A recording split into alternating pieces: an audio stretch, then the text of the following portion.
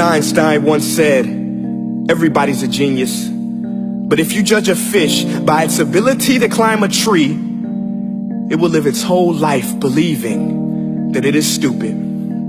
Ladies and gentlemen of the jury, today on trial we have modern day schooling. Glad you could come. Not only does he make fish climb trees, but also makes them climb down and do a 10-mile run. Tell me, school, are you proud of the things you've done? Turning millions of people into robots, do you find that fun? Do you realize how many kids relate to that fish? Swimming upstream in class, never finding their gifts, thinking they are stupid, believing they are useless? Well, the time has come, no more excuses. I call school to the stand and accuse him of killing creativity, individuality, and being intellectually abusive. He's an ancient institution that has outlived his usage. So, Your Honor, this concludes my opening statement, and if I may present the evidence of my case, I will prove it. Proceed. Exhibit A.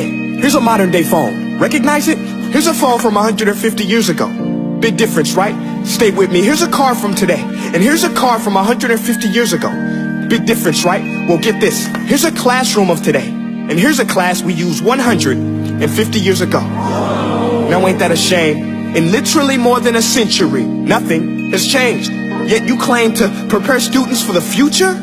But with evidence like that, I must ask, do you prepare students for the future or the past?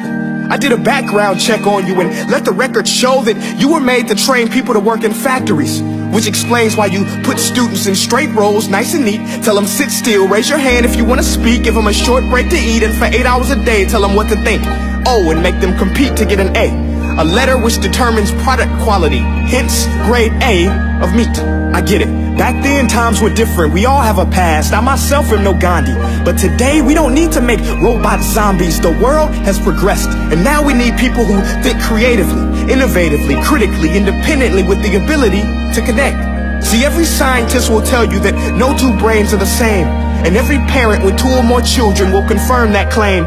So please explain why you treat students like cookie cutter frames or snapback hats, giving them this one-size-fits-all crap. Watch your language. Sorry, Your Honor, but if a doctor prescribed the exact same medicine to all of his patients, the results will be tragic. So many people will get sick, yet when it comes to school, this is exactly what happens. This educational malpractice, where one teacher stands in front of 20 kids, each one having different strengths, different needs, different gifts, different dreams, and you teach the same thing the same way?